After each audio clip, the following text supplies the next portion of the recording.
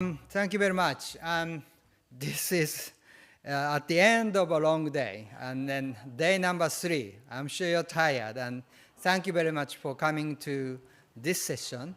Although this is at the end of the day, but I think we have the most interesting session of today, and so this is the title Private Sector Initiatives on Biomass Management and Greenhouse Gas Mitigation in Agriculture. In many of the sessions previously, we have heard of greenhouse gas from agriculture. Agriculture is a big source of greenhouse gas emission and so on. And just before this session, we had a session mostly on the alternate wetting and drying technologies to reduce methane emission from rice field, and we invited the government officers and so on. But the private sector is the sector which reaches to the farmers most. So without private sector, we don't have big access to farmers, and economic incentives has been discussed in many sessions, but private sector is the one which brings economic incentives to farmers to adapt to new technology and benefit from new technologies. In that sense, we are very happy to have 5 presenters from private sectors. I will go one by one, but you can see that we have many presenters from different countries.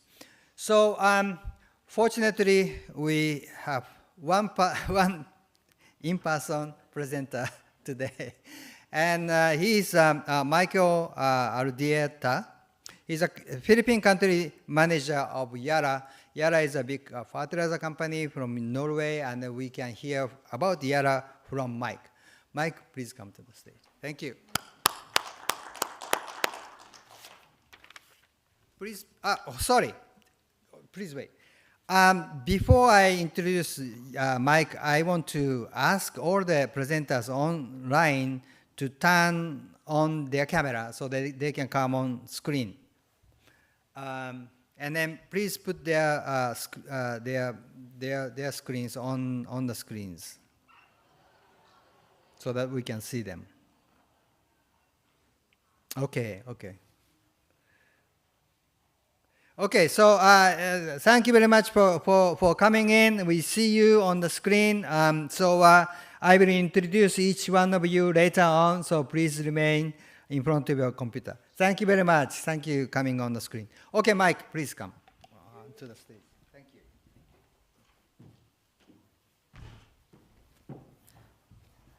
Okay, good afternoon, everyone. Good to see my co-presenters are also here, at least. Yeah, this afternoon I'll be talking about achieving sustainability and food security through regenerative agriculture.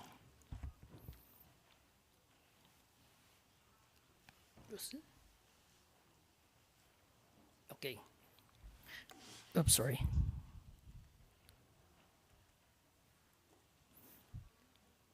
Okay. Over the past 50 years, world population has grown from 4 billion in 1974 to 8 billion, and by 2050, this could reach 10 billion. Meanwhile, farmers in Asia and around the world have experienced longer droughts or more severe floods as a result of climate change, which puts greater pressure on our food production. And with these growing challenges, we need to transform our food production so that we are able to feed a growing global population while reducing greenhouse gas emissions. Agriculture has a major role to play in reducing global emissions. 20% of the greenhouse gas emissions come from the agriculture sector, which means that agriculture can contribute a positive and significant part in mitigating greenhouse gas emissions. Yara's ambition is to help Asia and the world achieving a nature-positive food future. This means restoring our soils, cutting emissions, and improving access to healthy food. We work with smallholder farmers, those who grow the bulk of the food we consume in Asia and in developing countries, to help them adopt a more sustainable farming practices.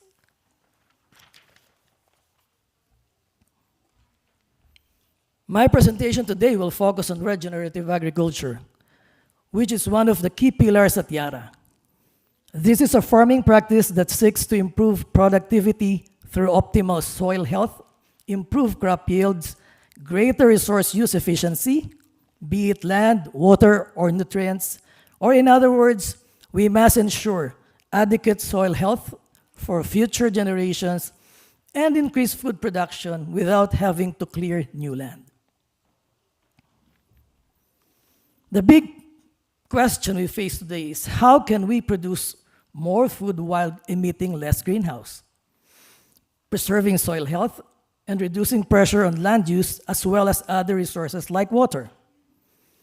Regenerative agriculture is a systematic, outcome-based approach to adapt the best sustainable farming practices that positively affect nature and climate across 5 themes, which are as follows. 1, climate neutrality. We must seek to reduce greenhouse gas emissions throughout our value chain. This means reducing direct emissions from our own businesses, indirect emissions from the energy that is used in the production and transportation, as well as indirect emissions from partners in our value chain, both upstream and downstream. Second, soil health. Applying the right nutrition and the right amount. Avoid over-fertilizing, as this is not only counterproductive to crops and soil, but also leads to excess greenhouse gas being released into the atmosphere. Applying products that help lower soil acidification and salinity.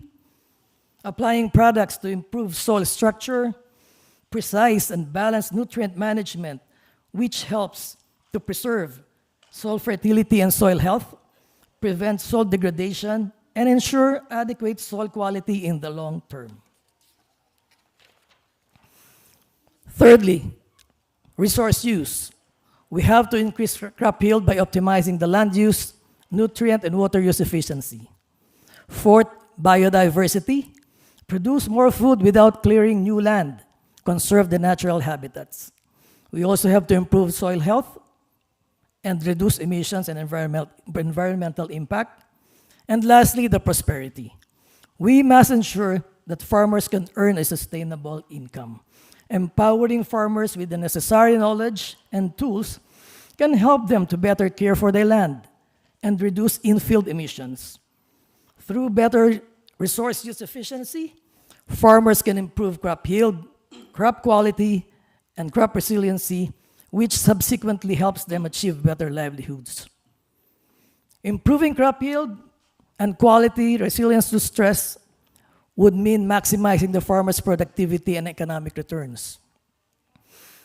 Putting theory in practice.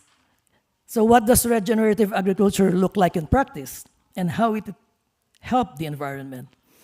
In this final section, I will share to you some examples from Yara. Green and low carbon nitrates.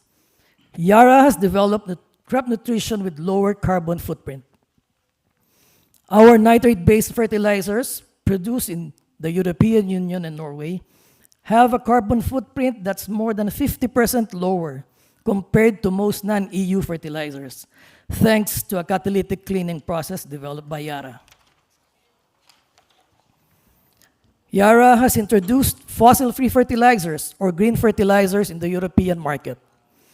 These fertilizers are produced using only renewable energy, which results in roughly a 90% reduction in carbon emissions compared to fertilizers made with fossil fuel or natural gas. As governments in APAC push to decarbonize their economies, and especially the agriculture sector, we are ready to work with interested partners to realize this goal. Second, specialty products. We have foliars, fertigation, biostimulants, and coatings. These specialty products help enhance crop tolerance to abiotic stress, such as extreme temperatures or droughts, improve nutrient use efficiency and water use efficiency, thus reducing in-field carbon emissions. We also have digital solutions. Digital farming helps farmers to manage their farms more efficiently so that they can optimize their fertilizer use, hence avoid over-fertilizing, and improve crop yields without having to clear new land. Yara's farm care application, which provides both agronomical knowledge and digital tools that assist farmers in monitoring and caring for their crops, as well as making more informed decisions in crop management through features like 1. Weather forecast.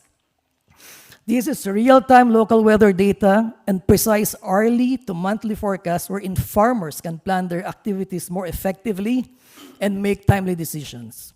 We also have Map My Farm. This allows farmers to easily measure their field by walking around the farm. Fertilizer calculator.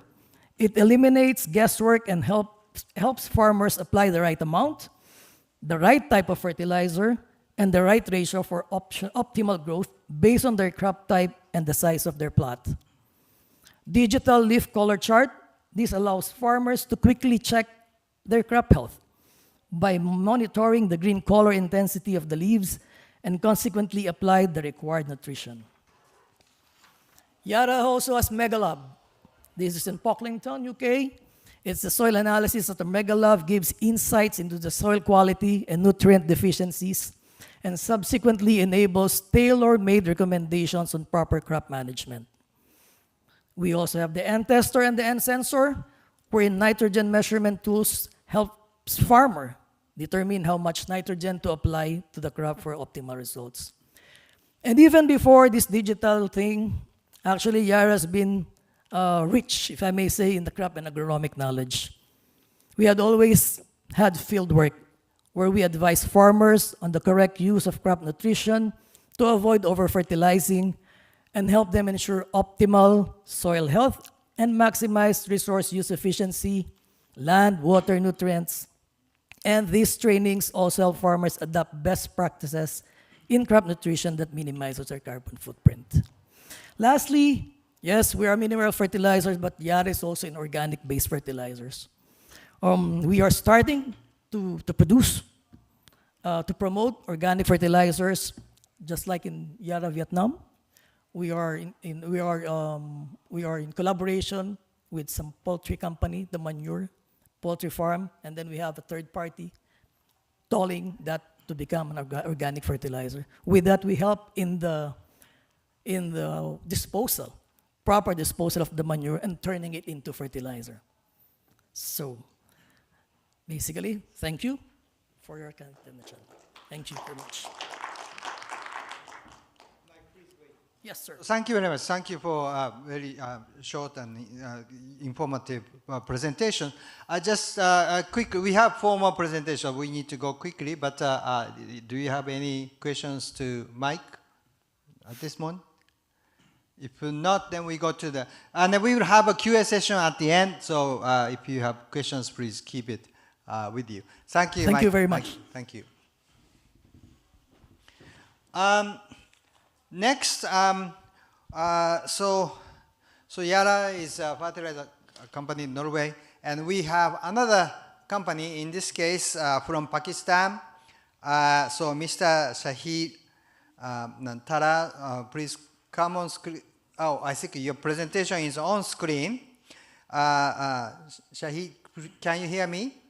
Yes, I can hear you, Takashi. Can you hear me? I think we will just hear your voice and see your presentation on screen. I think. Oh, okay. This is better. I'm happy with that. No. This is better. We can see you on screen too. Okay. Thank you very much. So you have about 10 to 15 minutes. Yeah. Okay. Thank you. All right. So thank you to the ADB for giving this opportunity. And also, I'm on holiday, Eid holiday in the village. So if you hear prayer calls or traffic, speeding motorbikes or screaming children in the background, you'll know why. So excuse that. But I'm just going to give a quick overview on the Pakistani rice. And then, so if you can just move next, so the figures to come up. Yeah. And then try to link up the role of sustainable agriculture, sustainable rice culture in Pakistan, and linking it up with GHG mitigation and biomass management. So rice essentially is the second largest export from Pakistan, and it's the second largest production as well after wheat. And the main takeaway from this slide is that essentially Pakistanis eat wheat. We produce way more rice than we eat. So it's not a food security product, and most of it gets exported. And we just, most of the basmati is consumed locally, but now for the last sort of 15 years, a lot of the production is non-basmati. Next, please. Next, yeah. So just next. Again, next, so the text comes up, please. Yeah. So just a point, oh, back. I think we missed that slide. Yeah, so just this slide is really to emphasize that Pakistani rice export or rice production is inextricably linked with basmati rice. And that's where the origin was, the origin of basmati rice. Although over the last 15, 20 years since the introduction of hybrid seeds and long grain rices from Erie, production of rice for those varieties has gone up way more. And obviously being higher in terms of productivity, the production is much higher. So almost 70% of the rice produced in Pakistan now is non-basmati. And, we are generally the cheapest sort of origin around the world, but our identity is very much linked with basmati. And I'm sure a lot of you are familiar with the qualities and characteristics of basmati rice. Next. Next. So here's the challenges. And I know it says, challenges for basmati, but of course, these apply to all the rice production in Pakistan. There's increasing demand, whether it's locally or internationally. So for instance, this year, the Indian restrictions on export, Pakistan was a big beneficiary of that. So, we've got record exports this year already. Relatively low yields in terms of even by regional standards. Farmers, again, struggling. How do they get higher incomes with increasing, input costs? And the model that we have of farming is still, they're very much linked and dependent on the middleman, where they're borrowing for inputs and finance from the middleman. And there is no emphasis on use of quality inputs. Yes, there will be some progressive farmers, but generally because of this financial structure and their financial limitations, they're not using quality inputs. In fact, a lot of the regions, they won't even use certified seed. And of course, then we have increasing issues with labor as the landholding gets smaller. So it may be that you have, a family that has some land, and it's passed on to the male heirs. And as the landholding gets smaller, maybe, the others move to the city. One brother or cousin is left in the village who's managing the farm. So the labor availability is also reduced. And then, of course, we have the post-harvest losses, which are very much linked to this, biomass management. But we have at least, I would say, 15% to 20% post-harvest losses just in terms of the harvesting, the quality of the paddy, and then the handling post the mill gate. Next.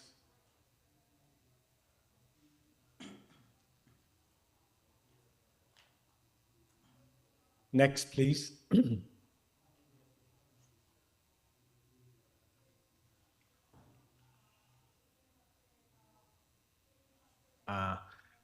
For some reason, my screen is, okay, so I can see it on the other screen. For some reason, my screen's not changing, but I think this is just on the SRP standard.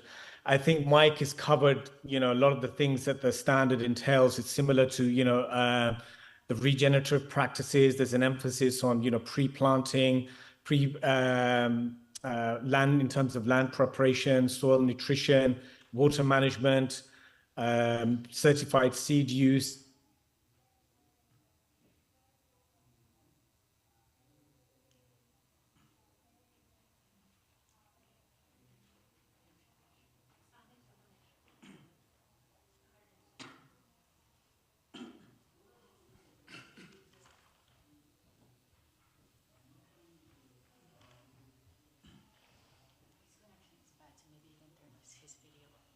Okay.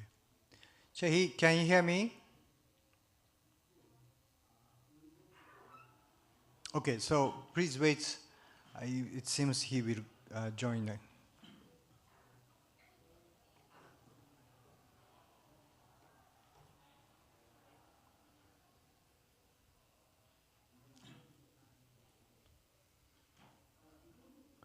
Shahid, can you hear me?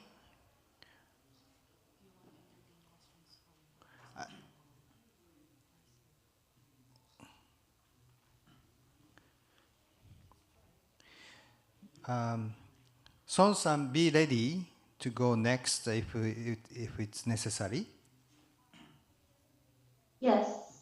Okay.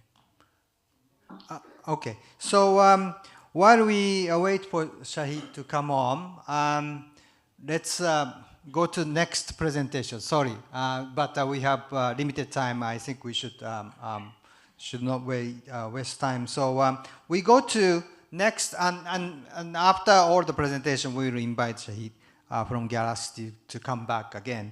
So next we have another private company, Kubota company from Japan, and Kubota has special office called Carbon Neutral Business Planning Office. Now we have Miss Son online. She's going to make presentations on their new effort on the reducing greenhouse gas. So, Son-san, please start. Okay. Good afternoon, everyone. Thank you, ADB, give this time. My name is Sun from the Carbon Neutral Business Planning Office of Kubota Corporation's Innovation Center in Japan. Today, I'd like to introduce our initiatives to reduce methane emissions from paddy fields. Next, please. Next slide, please. Okay. First, let me briefly introduce our company. Next, please. Page 2, please. Next. Okay, thank you.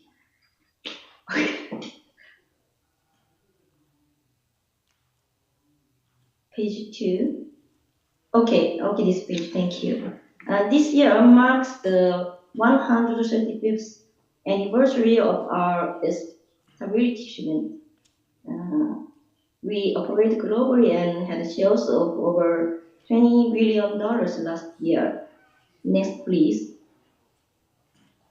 Our company's operations are primarily segmented into two divisions, machinery and water and environment. Main products include agricultural, construction machinery, engines, iron pipes, and water treatment systems.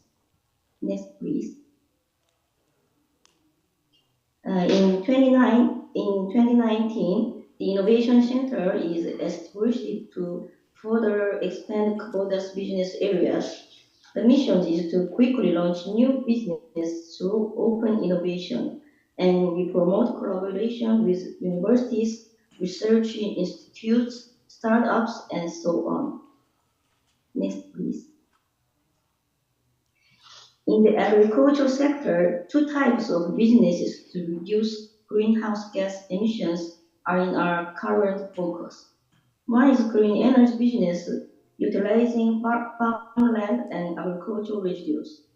For example, solar power generation on farmland and biomass energy creation from residues.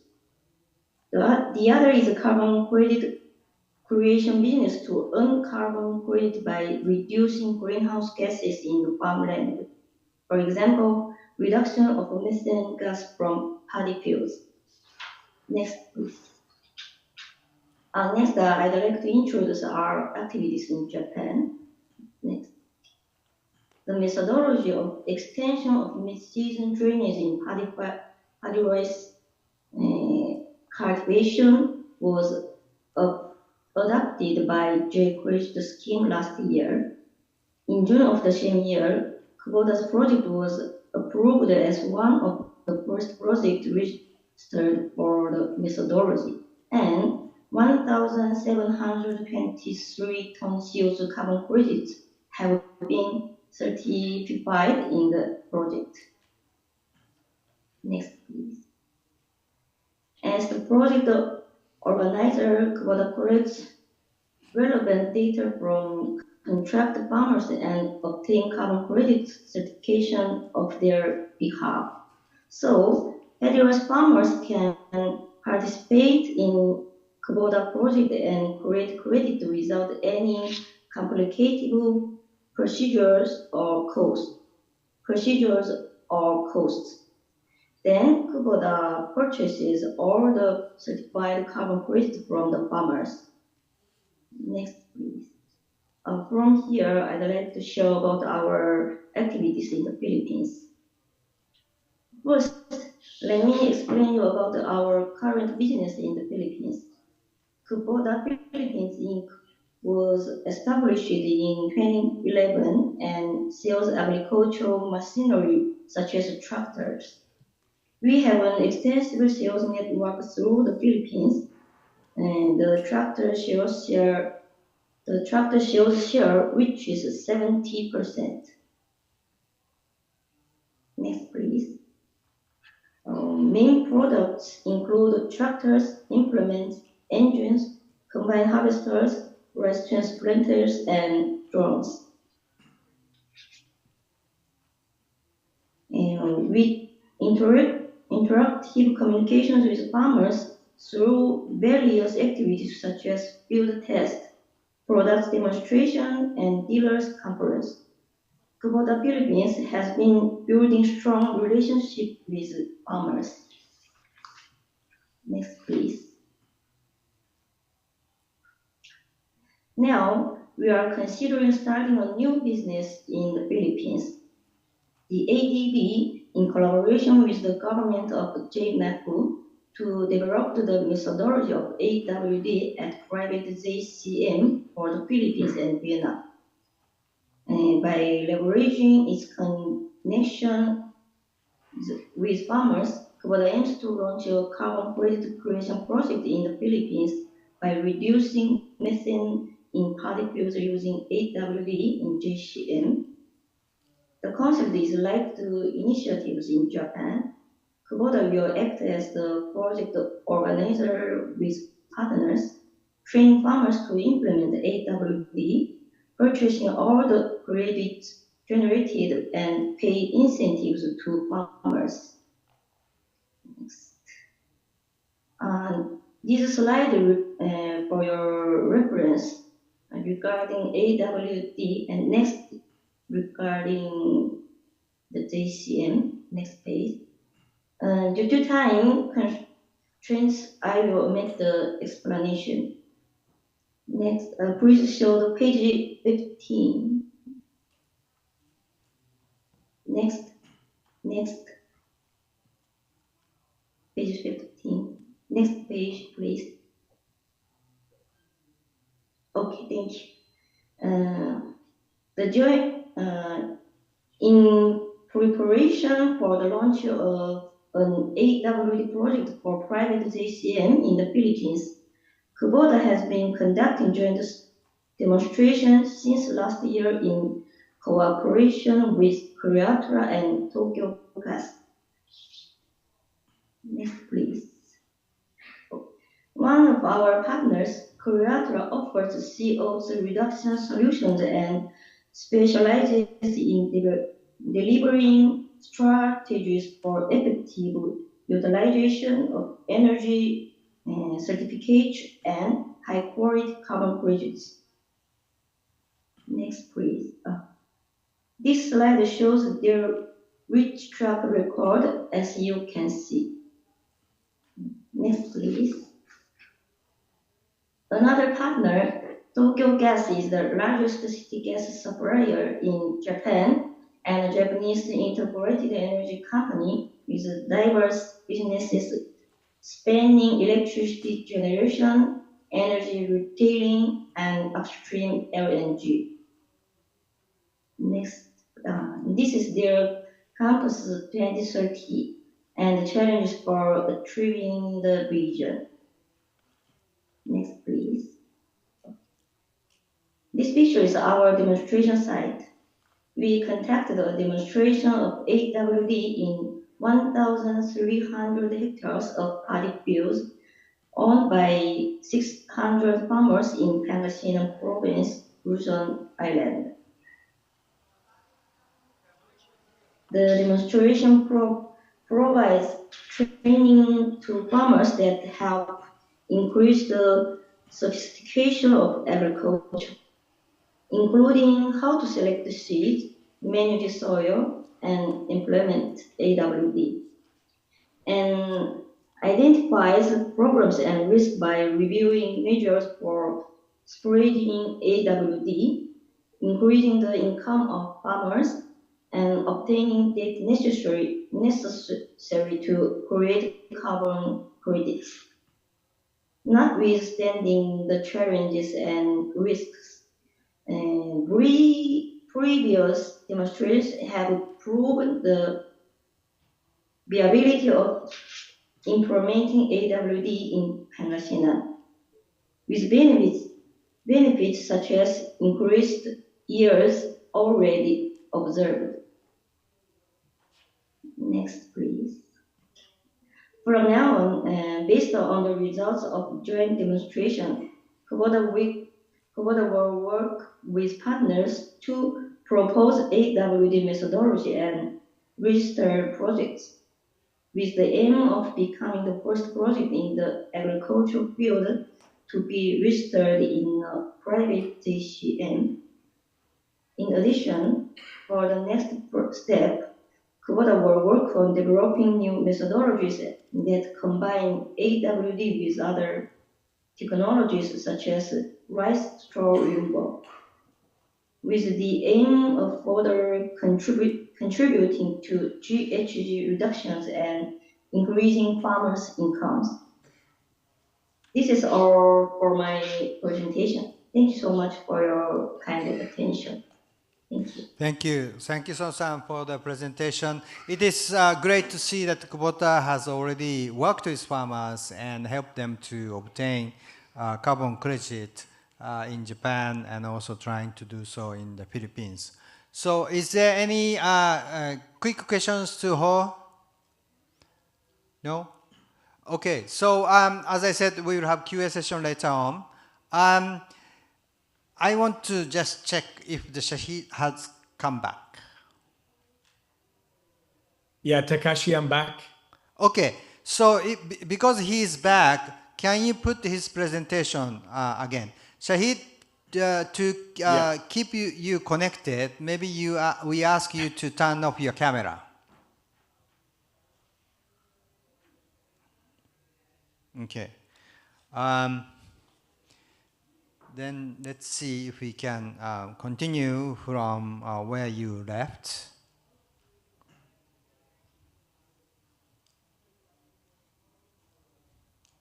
And thank you again for coming in during the holiday season. Yeah, sorry about that. Okay, so I think as I was saying on the SRP standard, so for us, this is what we're using to implement a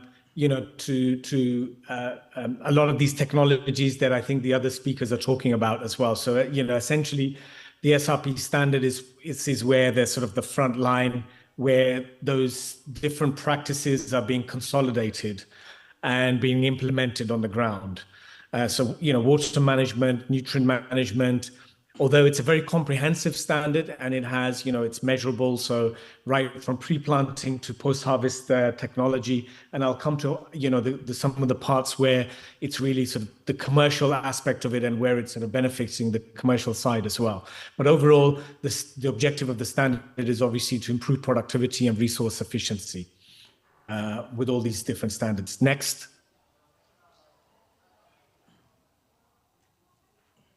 So for us, we started the project and the goal was really to how do we bring in sustainable practices within our supply chain. And, we had a very old relationship with a customer in the UK, Associated British Foods, their subsidiary Westmill Foods. And we decided to go into a joint program with them. And then after a year, this was sort of merged into a water productivity program. And it's continuing after that, although WAPRO is finished, but we're continuing together. So it's a joint effort. That's what I want to emphasize.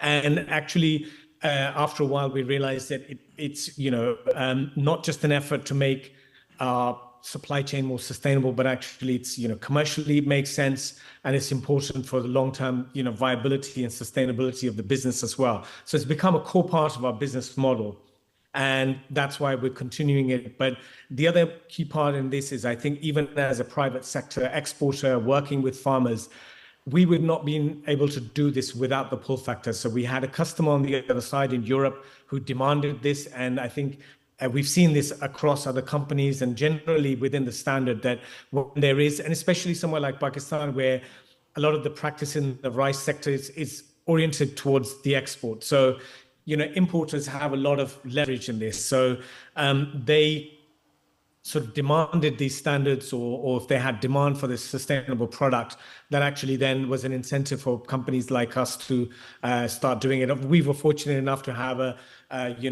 customer like that, and we are doing that jointly with them. And I think now in the fifth, it's been 5 years going into the 6th year. Next, please.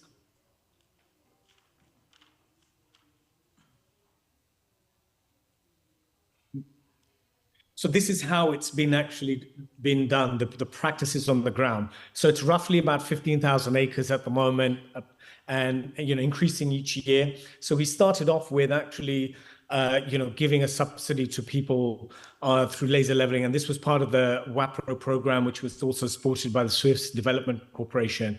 And it wasn't common practice, and the practice in Pakistan with farmers is that you've got to keep the fields flooded. At all times, rice is very water intensive, so you got to keep it flooded. And when the soil isn't, or the ground isn't level, you can imagine it takes up even more water than their normal sort of trying to keep floods of, field flooded for 10 inches of water at any one time. So the laser leveling allowed them to, reduce that use and be more efficient with the water efficiency usage. And what we've seen is, although we've stopped that practice of the subsidy, it really became a standard within the local area. Of course, once you laser level it, you don't have to do it for the next couple of years at least. So you redo it again in about 3 years. But that became, people saw the benefits of that.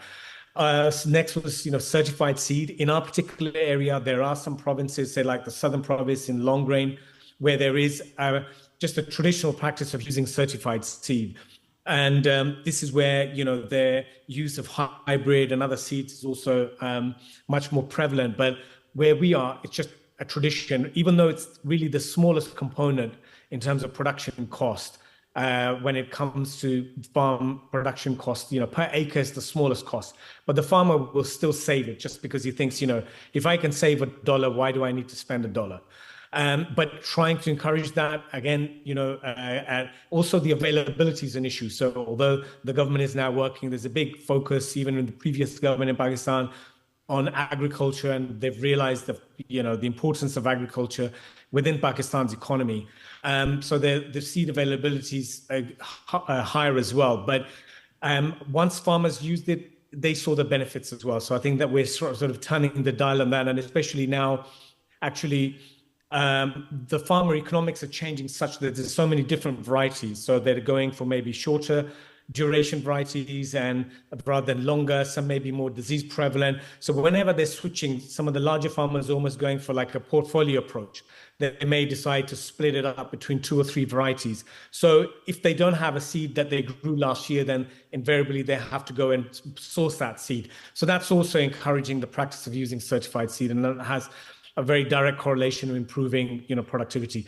Then the other part is farm advisory. I mean, this is really key again to try to propagate and train on these services because, they don't have the capacity, they don't have the knowledge. You may get, 2% progressive farmers who are more literate or educated or more, well financed, but generally the others are just trying to get by. Yeah, and so really trying to advise them on, and they have a lot of skepticism towards, this field staff from, whether it's fertilizer companies or pesticide companies, XYZ. And, they can be skeptical thinking, well, they just advising us because they want to sell a product. So having someone neutral where they can have a good relationship, where there's trust, that they're much more receptive to changing their practices. But even then, farmers, I think, the same all over the world, and they're very, risk averse, and as they should be, because they're already operating in a very high risk environment. So they really have to be convinced and sure before they change their practices. And next is the mechanization, and I think this again is direct impact with the biomass management and post-harvest losses. So we are trying to, the government had a program for improving mechanization use, especially rice transplanting. And this is linked with, labor availability, but also improving plant populations. And there is more and more machinery available on this. And now I think this practice is building traction to mechanical transplanting. There's Kabuta, there's other machineries from other origins coming in. And now people are really, I think they're comfortable with this technology. Rice harvesting, this is really, again, a key part because smog and pollution are a big issue. Rice double burning is a big issue. Soil loss of nutrition and biomass is a big issue. And, rice specialist harvesters are a good solution for this. And until there is enough of them to go around, unfortunately, the problem is that the model of mechanization provision in Pakistan is more of a service provider model. So you have small service providers who provide in their local area and to other farmers. So whether that's harvesting, whether that's mechanization services, and generally they've been really based on wheat. So their wheat harvest is converted to, rice. And when they go towards a service provider model, having this high purchased, brand new machines are not viable because you have this short window just for rice harvesting. So they've always gone for like wheat harvesters that can be used on wheat and rice, and which makes it more economically viable. So that's a sort of an economic hurdle that has to be overcome. And finally, of course, there's training on using the right pesticides, because increasingly in the export markets there's higher standards and lower limits for pesticide residues. So they have to be advised on the correct use in terms of timing and the quantities. Next.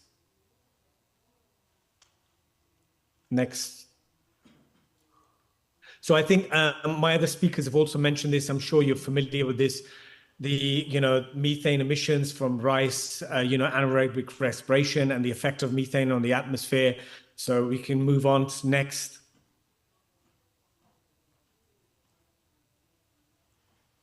So this is the solution, and AWD tubes, I think Takashi mentioned as well. You've probably been seeing this in other sessions. From our side, what I'd like to say on this is, one thing that's been changed or we're doing this year is trying to make this more digital, because you can put these tubes in and, is the farmer going to check this? Are they going to be, are they checking it when it needs to be or once it's left in? Because usually it's maybe one tube to like 4 or 5 acres. So it's, trying to put in a sensor in there, which then sends a signal through a text message or something to the farmer.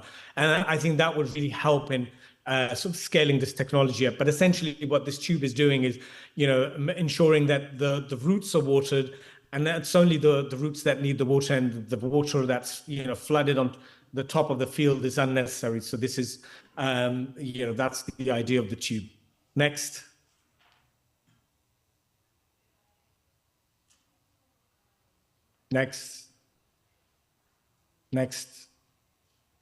Yeah, so this is just a general point on, the importance of rice and agriculture within the Pakistan economy.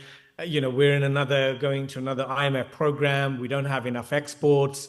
And, rice is really, this year, it's benefited from, the Indian ban. So our exports are up, but, we need a lot more exports and foreign currency income.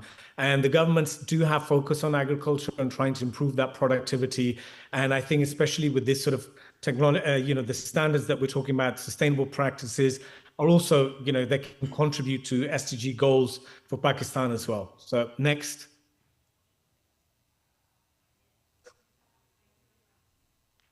So this is the impact of the program that we've done so far. And in terms of water saving, in terms of yield improvement and income improvement for farmers. So the water saved, the calculation is roughly 25%. Of course, this can still vary, where some years we have more rain, others we have less, but this is just directly from the alternative wetting and drying.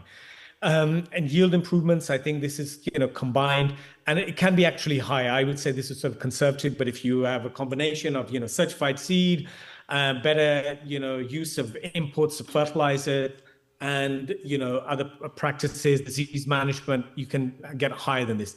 Income, this was an average over 3 years, but again, this is really, can be linked to sort of prices, can vary from year to year, but certainly, if you've done these practices, the output, the final product should be a much better quality product anyway, so you command higher prices in the market. I mean, there are lots of other dysfunctions within the supply chain in Pakistan, but one thing we benefit from is, of course, is the farmers directly connected with us. So there's no middleman. So we can afford to pay them a premium, not as part of the standard, but just because they produce a better quality product and it makes sense for us. Lastly, the reduction in GHG, again, this is, an indirect calculation. I think this is where people are now, a lot of people, organizations working on trying to do calculations directly of how much, GHG are we, impacting, saving, reducing through AWG tubes and other practices. So through, chamber methods and other methods. So, I mean, we are also looking forward to, I think, so we can be more, we need more granularity, more precision on these calculations as well. Next.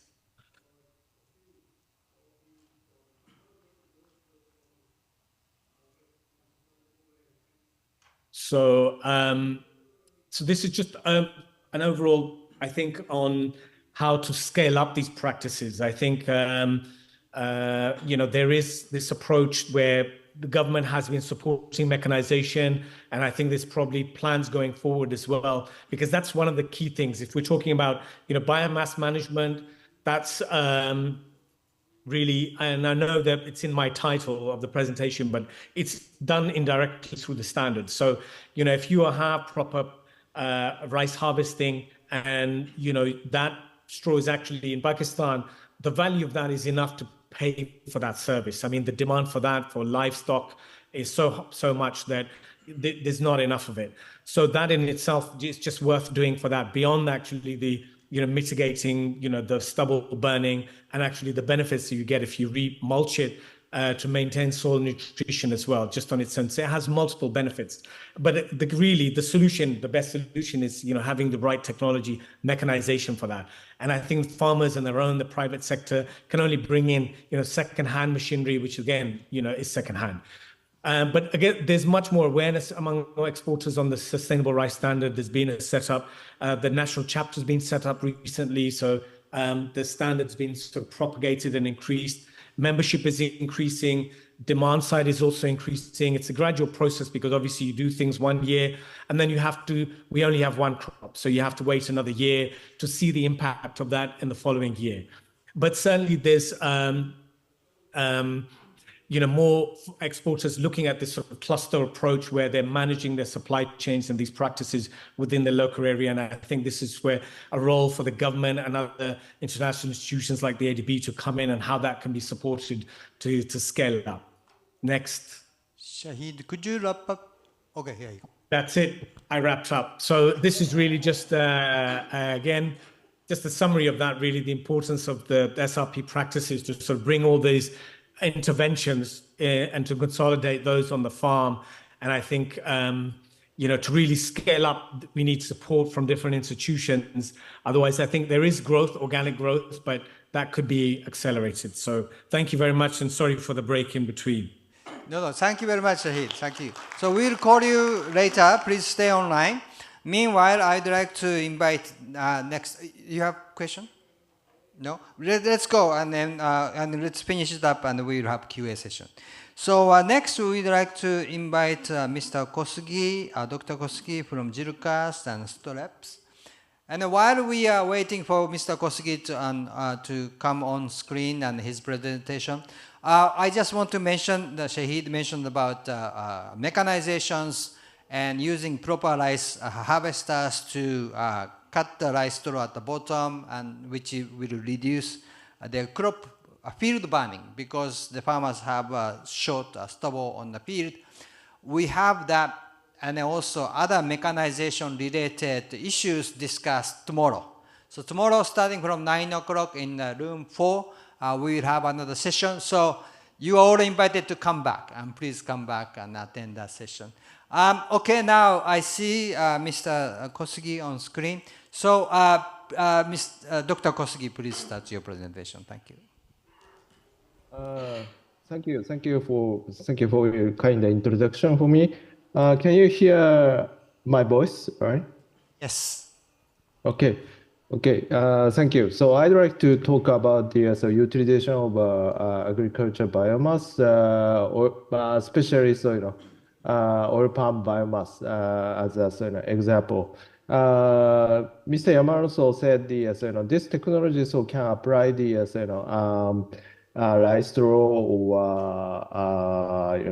or some crop throws. So I think that's one idea for to escape the some environmental issues. So this time it's I'd like to talk about the example, which is biomass sustainable utilization through the high value added technology of the oil palm trunk. That's we call the OPT. Oil palm industry is considered to be conflict with the tropical forest. How it can coexist and benefit with the tropical forest resources. So next, please.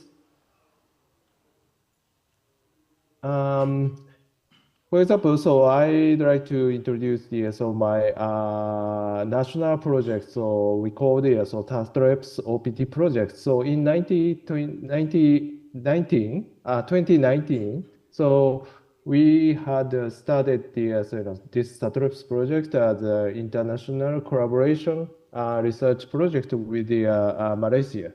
So this project aims to transform the sustainable palm industry through the OPT utilization. Next, please. Okay, palm oil is the most widely produced and consumed oil in the world. So palm oil is quite important and essential vegetable oil that's sustain the societies and the economies of many countries and many regions. So replacing the same amount of oil with the other crop will need 4 to 10 times amount of the agricultural land. So it is impossible to find the alternative oil crops. So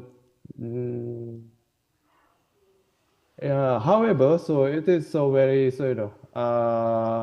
been so much criticism. So there's a problem has a major impact of a global environmental and accelerate the develop of the new palm plantations and deforestation. So how can we improve the sustainable palm oil oil production and environmental protections? So the issue is how palm oil is produced. So we look for the way to create more sustainable palm plantations. So next, please.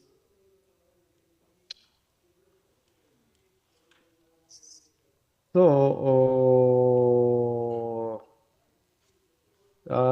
here is we focus the oil palm trunk OPT. So this is actually OPT because it's a large amount of the biomass. It's cut down and left unused. It's about the 10-meter high, and the weight is about 1 to 1.5 ton, and looks like the wood. However, OPT has a commercial lifespan. All the OPTs are cut down, and new trees are replanted each 25 years. So it's estimated that 75 million trees are cut and replanted annually. So this area is roughly twice the size of the Tokyo. The amount of the biomass is very large, estimated about 180 million dry ton. So we have focused develop technology development of the practical application, such as biopads and the particle board. Then also we have to care about the land management and the GHG emission. So next, please.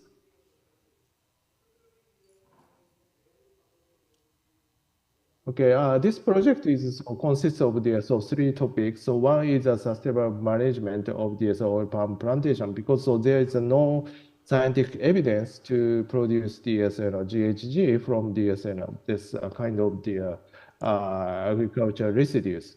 Second is how to use this agricultural residue, such as OPT, to apply the social implementation. So we developed the OPT utilization technology and the demonstration of the process. Then next, finally, existing industry is just produce the oil. But if we can use this oil palm biomass. So how we can get the benefit improve the LCA. So that's we this three thema consisted this Satoru's projects. Next, please. So this is actually plantation owners believe the OPT return will be fertilizer and nutrition. So we tested the this is really true or not. So first, we tested the corn, tomato, and soybeans crops in the soil mixed with the agricultural residue OPT fiber. So we observed the poor growth in all cases. So we also tested the palm nursery trees. So we found they clearly had growth problems. So what's happened the OPT fiber? So with the supposed to be fertilizer, right? So soil analysis clearly indicated the increase in the fiber degrading microorganisms, practically fungi. It was also found the nitrogen and the mineral were lost from the soil due to the increase in the microorganism. This is induced such a negative cycle. OPT fiber return the plantation or through the plantation area, decomposing the microorganism or organisms such as fungi and the termites, takes away nutrients from the soil. There's a problem related to apply the more fertilizers. So next, please. This is also we get the evidence if when OPT fiber left on the plantation area, they produce the methane gas through the termite. Yeah, there's so many nests of the termite in the plantation area. So next, please. So we also measure that GHG GHG production in the laboratory scale. So we put in the fiber and the soil and sometimes methane bacteria. So we keep the 37 degrees Celsius. Then we measure that the CO2 and the methane gas, their generations. So you can see we estimated 1.3 GHG per 1 OPT trunk. So this this is based on this calculation. However, for example, if 1.3 tons GHG are emitted from the OPT, Malaysia, Indonesia will be so emitted about 300 million ton GHG per year. This is equivalent to reduction in the Japan's draft COP 21 committed. So next, please. Next, please. To utilize this biomass, so we developed the OPT commercialized demonstration pilot plant in the Kluang in Malaysia. So now, so this pilot plant is working. Then so produce the biopellet from the OPT and palm biomass. So next, please. OPT is so very unique properties. So OPT, it's not, looks like a tree, but it's not tree because they have a very high moisture content. So such as this yellow sap. So this OPT is composed the parenchyma and the vascular bundle. Then also contain the starch and the mineral. So next, please. So that's why, to produce the high quality biopellets, so we like to special process washing and milling and pelletizing. So then of course we use the water because of biomass washing after washing to remove the mineral, especially potassium and natrium. So that's wastewater also produce the biogas. Then to use the this power generations for the this pilot plant process. Then also water is the recycler. So then finally, so we also produce the liquid fertilizer, then back to the plantation areas. So next, please. Yeah, this is summarize the this OPT our concept. So this all of them biomass converted the carbon neutral pellet, and so also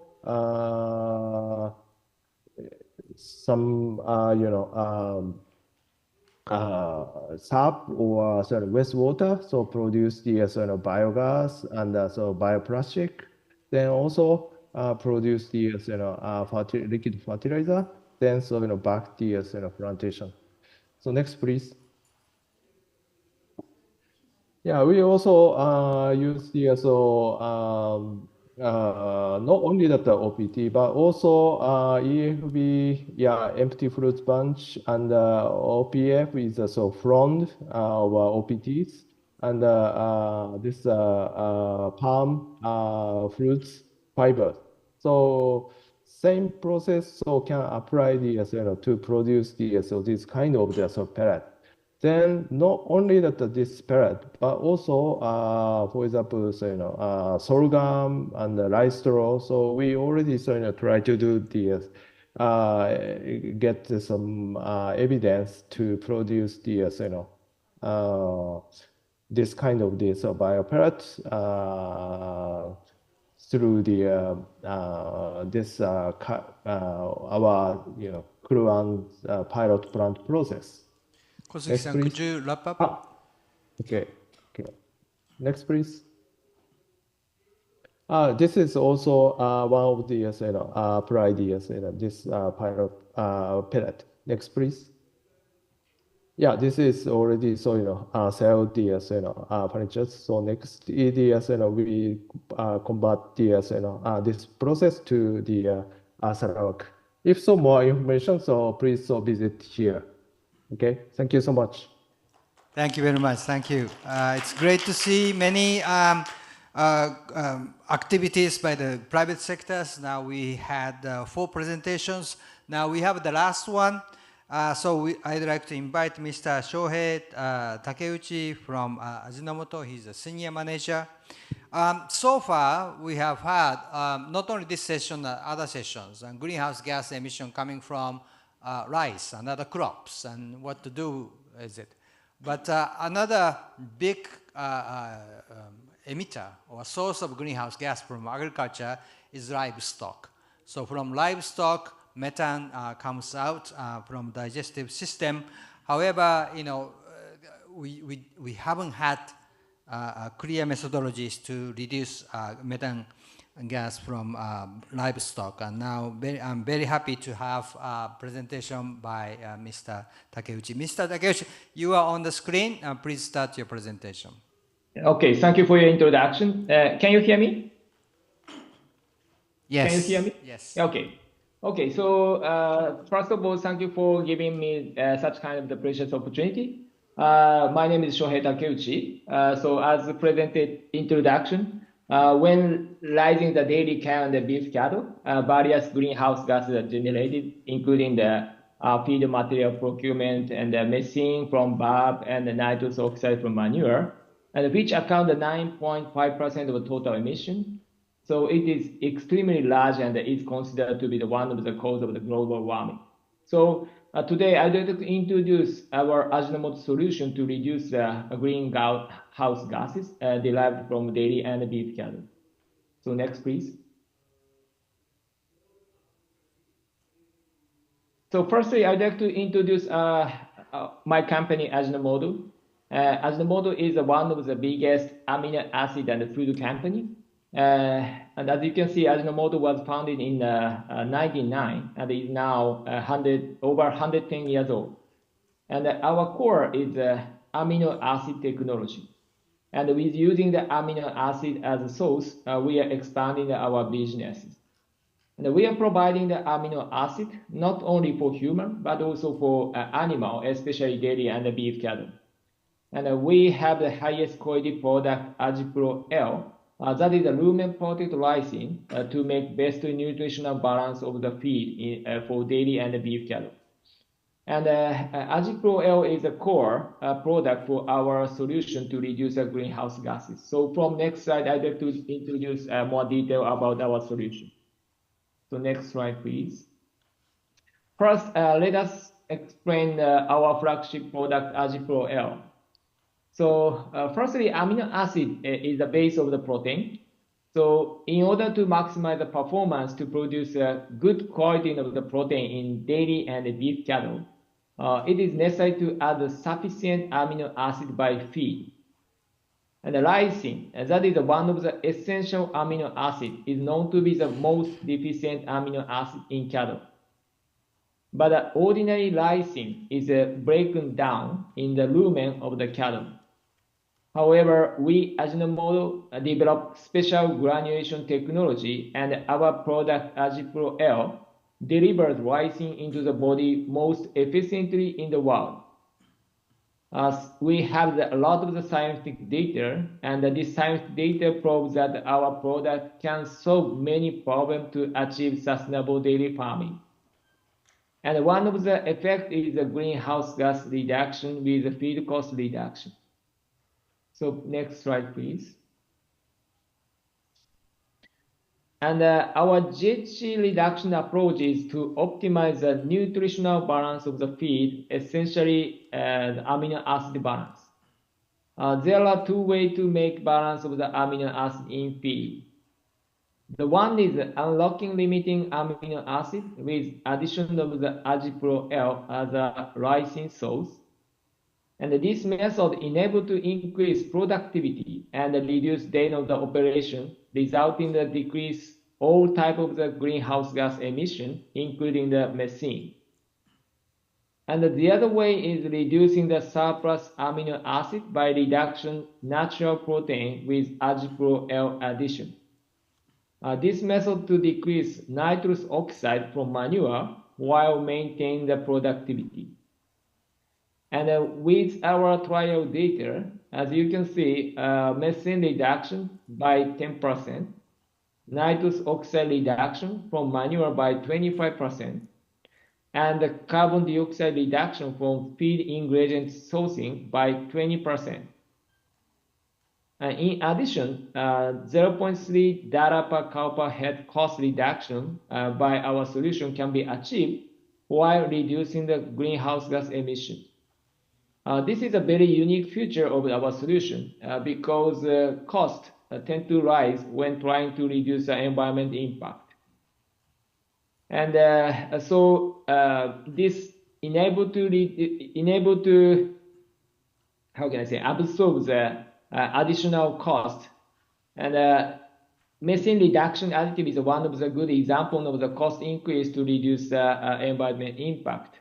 But by our solution, additional cost to implement new solutions such as a methane reduction additive can be absorbed.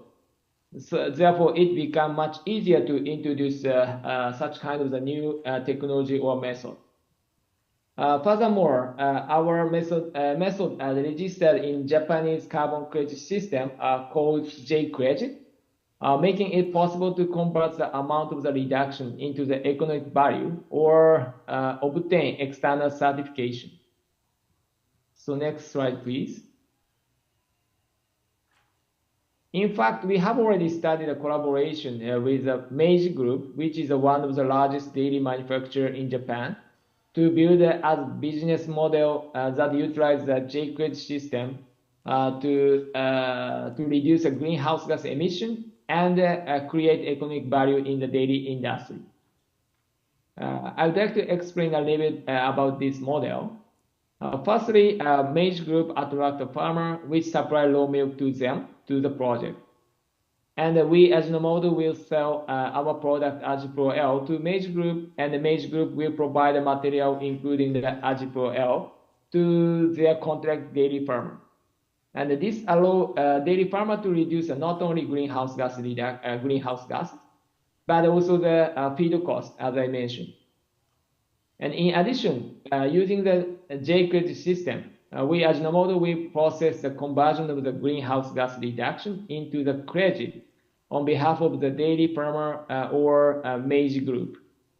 And the credit is sold in the Meiji, and the credit offset by Meiji Group emission.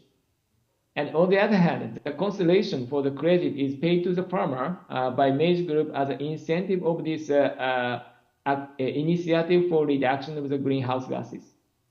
Therefore, farmers get credit incentive in addition to the feed cost reduction. And this cost reduction and credit incentive could be motivation to join the project. And this model is for dairy cattle, but also, of course, we can apply to the beef cattle. And the next slide, please. And regarding the beef cattle, we have also begun a collaboration with the Japanese local government called Kagoshima Prefecture. Kagoshima Prefecture had the largest number of the beef cattle in Japan at 340,000 head of the cow. And the Kagoshima Prefecture will promote the introduction of our solution to reduce their greenhouse gas emission. Similar to the initiative with the Meiji Group, as I explained in the previous slide, this initiative is also considering the usage of the J-credit to combat the greenhouse gas emission into the economic value. And in this initiative, the greenhouse credit will be used to offset the emission of the local company into the Kagoshima Prefecture. And we think that we can expand our business model all over the world with using not only the J-credit, but also JCM scheme or voluntary carbon credits such as VCS or gold standard. So next slide, please. So this is the final slide, but we would like to have our Ajinomoto solution adapted and work with the government or dairy industry and the meat industry or manufacturer to advance the climate change action. If you have any interest in our solution, please let us know. We are looking forward to working with you to build a sustainable food system. So next slide, please.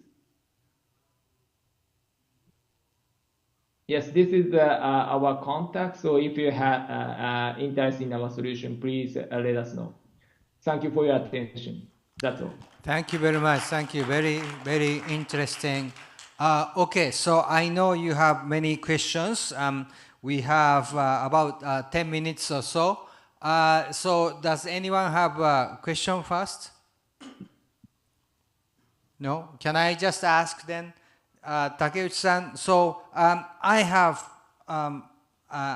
studied and I understand rice side of how to reduce methane gas from it.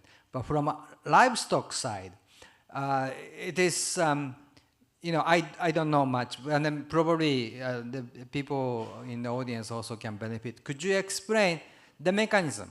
How does amino acid included in the feed given to the cattle reduce the methane emission from their stomach in an easy way? If it's possible. Thank you for your question. Firstly, amino acid itself don't have the effect to reduce the methane emission itself from above. But as I mentioned, amino acid have the effect to increase the productivity, especially beef cattle. And in this sense, with this effect, farmer can reduce the day of the operation to get the same amount of the beef amount. So it means that this reduction day can contribute to reduce greenhouse gas emission, including the methane, because they don't need to breed the beef cattle in this duration. So that is the mechanism or effect of our amino acid to reduce methane from beef. Okay, so that means that the cattle consume less amount of food that leads to less amount of methane coming from them. Right. Okay. Thank you very much. Okay, any other questions from that? And if I can asking it, how much is it? Additional cost or providing supplement, right? So the supplement cost, and then how much is the cost? And if you can. Well, that is a question for me. Yes. For the livestock. Yeah. For the livestock, additional cost of the supplement. We don't need to pay the additional cost because increase of productivity can contribute to reduce the whole feed cost. Okay. So it means that this whole feed cost reduction can absorb the cost increase of the or additional cost of our supplement. So farmer can achieve the usage of our product without cost increase or with cost decrease. Okay, so net income is positive. Net income or net profit can be increased with using our product or our solution. Okay, great, thank you. From the panel presenters online, do you have questions to each other or any comments, additional comment that you want to make? No? How about, please come to the mic. Good afternoon, Anton Palo from Food League Advocacy Cooperative. My question will be to Mike. So I'm actually happy to hear that Yara is promoting regenerative agriculture. And but just for out of curiosity, looking at how does that translate down to the more direct contact points with the smallholder farmers, perhaps? I understand that if you're going to try to control the usage of fertilizers because you want to prevent over-fertilization, that will also reduce the sales and revenues of your salespeople. How does that? What's the incentive or motivation now for your salespeople to actually promote that? Thank you. Yeah, thank you for that. Actually, we have to take the balance. We would like also to help the environment. The ambition of Yara is to to have a nature-positive food future. Yes, it could really impact the sales, but at the end of the day, it's the sustainability that we're looking at.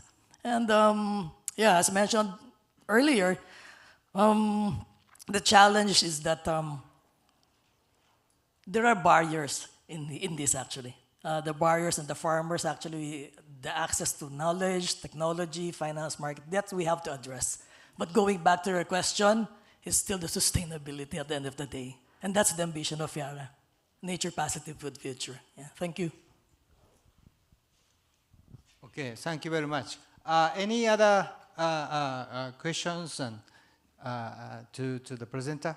So if not, I know, thank you. So, but online presenters, please remain online. We will have a group photo. But before we close, I would like to ask my colleague, Noriko Sato, to give the final comments. Sure. Thank you very much. Thank you. So, my name is Noriko Sato. I'm a senior natural resource specialist. I'm in the operation side. So I'm the one of the officers who will prepare the new investment project in ABB. I have been working for Pakistan, Shahid et al. So we have been working together because you already maybe are aware, so ADB is we are encouraged to include the private sector to our project more efficient to respond to the climate change impact. So to increase our efficiency, so it is very much necessary to involve the private sector into our even the sobering operation project side as much as possible. So this is the reason that I really like this kind of session, learning a lot from the private sector. So now I saw a lot of good idea today from these the presentation, and particularly the private sector's entity. So now I can start to think how we can incorporate some of those technology in the upcoming our investment project. Even in Pakistan, even our other countries, we can talk to other colleagues also. So idea and knowledge, innovation, we need to learn from private sector. So private sector is really, to me, sometimes it's really amazing. So they are quite ahead, the way of thinking is completely different. Yesterday we are also talking, usually our way of thinking is very traditional, but I was told by a couple of my young colleagues that I have to change this mind completely. So now learn from the private sector's people completely, learn from a different way of thinking to how to prepare the better, good project for the future benefit. So I really thank for all this presenter and the presentation, and then also we really thank for all the participants who stay with us at the end of the day. So I hope we can continue to work together and then continue to learn together. Perhaps, after some time, ADB may organize a similar kind of workshop, or we may also organize a similar kind of workshop for continuous discussion. So we request you to come back to discuss with us again, and then again, thank you very much for all these panelists who provided us a lot of interesting idea and innovation. Thank you very much. Over to you.